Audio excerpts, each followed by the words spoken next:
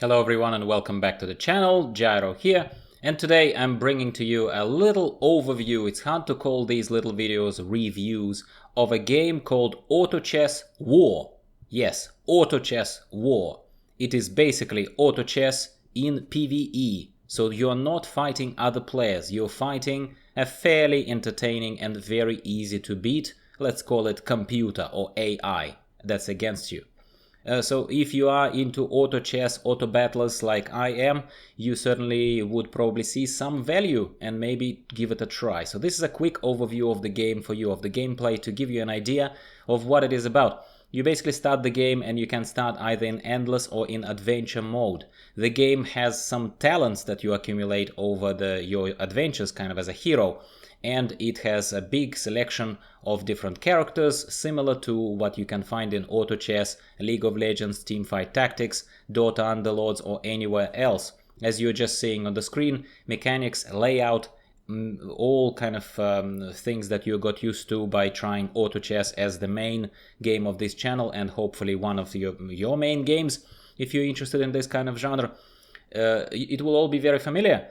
I'm using the same tactic as if you watch some of my other videos, you will recognize my cheap swarm tactic, where I'm looking for doubles immediately for sale, for double characters, double chess pieces, if you want to call them that, because I am looking to upgrade them as quickly as I can. I don't care about the level, the original level of the character being high enough, which is usually demonstrated by its value, that you can buy it not for 1 gold, but for, let's say, 3 or 4 gold, or the quality of it being epic and rare and so on and so forth, legendary.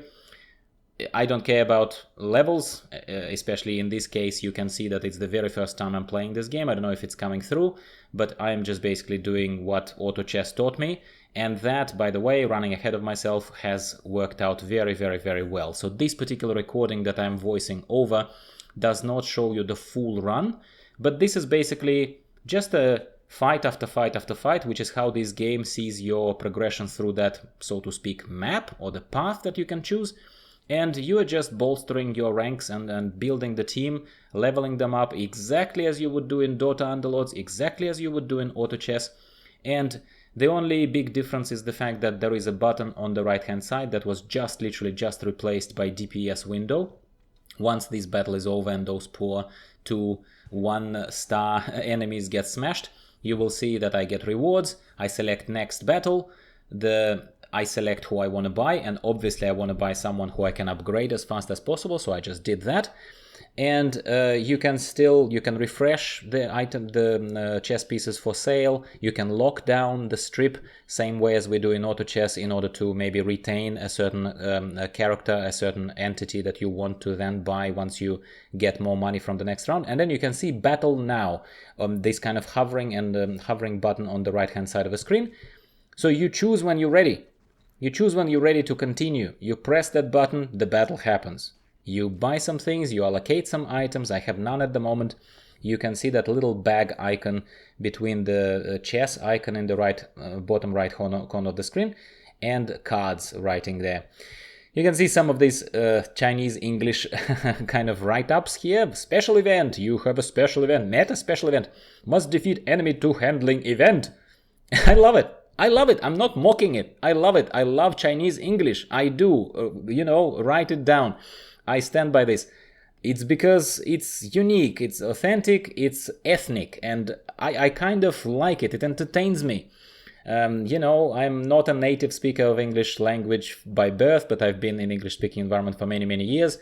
I am not particularly pretending to, speak perfectly always myself, but I'm honestly, genuinely from the heart smiling every time I see the Chinese English write-up. I do not mean it in a bad way whatsoever. In fact, I prefer this. Temporary camps. Your adventurous team has gone through a hard journey to a place where you can camp and rest. You'd like to take a short break and start combat training. Send the recruitment orders to the passing adventures. That's not too bad. Discuss the financial situation with your manager. I would like to discuss financial situation with my manager, I can tell you that much. I love this. I honestly love this. It's a bit... Okay, if you forgive the slightly, I would hate this to sound condescending, but from the seriousness of the esports feel of the actual AutoChess game, okay, bear with me, this feels fairly babyish, okay? It feels babyish. It feels, but in a good way, if you can kind of hold this thought and bear with me, okay? It gives you all the mechanics of AutoChess that they pretty much ripped off, and it's not the same company that produced AutoChess made this game, okay? Bless them. Bless their cotton socks. But basically, I love the fact that they created something that does not reinvent the wheel as far as the mechanics of growing your team and progressing goes. They created their own unique set of fairly simplistic characters or chess pieces, and they give you a chance to just fight the dumb computer, dumb enemy, AI of the app, of the mobile app, and it becomes progressively harder towards the end. The opponent starts upgrading their pieces. As you can see, there are 2-star enemies, and there will be 3-star enemies, and in some cases they make it harder for you, especially in the endless mode. So if you ask me what's endless mode versus adventure mode, right now I'm in adventure mode, and by the end of this episode, I wouldn't have finished the adventure mode. It kind of goes halfway, and I was still winning. But you go along this map, right?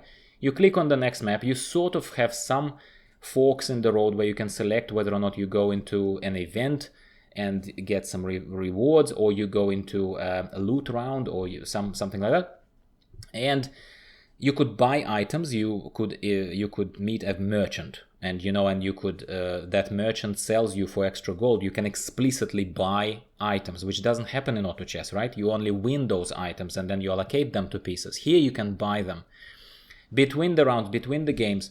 That in the main screen of the game, you can go into that talent tree, into the talent screen, which I know I haven't shown you yet, and if there is interest in this game, I certainly am going to show you a bit more of that. But in that talents, I presume you set the talents kind of in a global sense of the word, so these talents apply to you as a player rather than to this specific run. I could be wrong, because I literally spent very not much time with this game, if you may say so, like a couple of hours maximum. But I did like it, and I thought immediately, you know what? That game qualifies of being a casual auto battler, and I want to put it casual meaning non-competitive, right? That's what casual means. And it's definitely an auto battler. It's just a PvE solo auto battler. And I swear, guys, I honestly think, is it AutoChess? No. Does it look like AutoChess? Yes. Does it have its value and fun, and maybe for the little ones among us? But, but for me as well, I like it. I don't want to always be pushed competitively, and sometimes I want to just have a little bit of silly fun with the mechanic of the fight and building my team the way I like it. Like, I don't want to always have to, push higher, work out the mathematical perfection of when exactly to upgrade my levels versus keep iterating and trying to find a piece to upgrade, chess piece to upgrade in the shop and all that. Sometimes you just want to kick back and play a very nice native Chinese game that rips off a fantastically successful AutoChess franchise, and to our benefit, I'd say. Like, I mean, they haven't done anything wrong here. It's great, in my opinion. So yeah, I can highly recommend it for specific audiences. Say you are an AutoChess player, or you're getting into this and you want to give your daughter or your son something to play that would be similar and that would make you feel like you're playing something together. My son enjoyed this. I gave him that and he did play this and he loved it. Oh, difficult battle. Have a look at that. You have met a wave of crafty enemies. Come on, you have to love this. You must defeat the enemy to continue. You will challenge again when failed. Okay, well, I figured out what they wanted to say to me. And one thing to say is that in these adventure modes, especially at the level where I'm at right now, like whatever, Battle 9, if we believe those icons at the top of the screen, but I cannot guarantee that that's exactly what it means. They are easy. These fights are easy. You really... Okay, I am upgrading my items. Yes, I am an experienced AutoChess player, but at the same time, this is easy mode. It's literally entertainment, And we need to have that in our lives. That's what I'm kind of trying to get through to you with. I do think that we need to get those kind of games, as well as, I dare say, more serious, competitive auto-battler games like, Hearthstone Battlegrounds, which I've reviewed recently if you haven't seen. Again, it's a light touch overview rather than review, and I didn't like it. because it wasn't like AutoChess, it was more like Hearthstone, and I don't. It's not just not my game. There's nothing wrong with liking or disliking this kind of stuff. I just don't. But this one, I don't take it very seriously. I'm not trying to suggest this is replacement for AutoChess or the greatest clone ever. But as a solo game, as a like something that completely, I just found it randomly on on Google Play Store. I can wholeheartedly recommend it, and I think you can spend some glorious minutes on the toilet or something, or wherever you play these kind of games. Yeah, tell me in the comments below if you do play these kind of games, or if you only go relatively hardcore. And you can see that right now I just upgraded my orc to level 3. Oh yeah, I'm gonna smash ya! So yeah. Tell me if you are taking this genre seriously. If you're taking this seriously, there's nothing wrong with that. Some people are very competitive. Or if you are casual auto battler, and then I will dare say you are in the right place. You should subscribe to the channel, show your support, show your interest, and I will be reviewing similar games. It will not be all just about auto battles that you expect from, the title of the channel, etc. But I will be reviewing similar stuff if I find it, as I come across it. In fact, I welcome you to leave a comment down below and tell me what other game you think I will like from the similar genre. The closer to AutoChess, the better. I'm not going to hold back. I'm not a mean person, but I'm going to call it for what it is. If I don't like it, I'm going to tell you I don't like it. But yeah, that is all I had for you today. I hope you enjoy this. I hope you will also give this AutoChess war a little bit of a try. Maybe you'll enjoy this PvE adventure. I did. I honestly did, otherwise I wouldn't be reviewing this game. But I hope you enjoyed this video. Subscribe if you haven't already. Give me a like if you feel particularly generous today. And I will talk to you next time.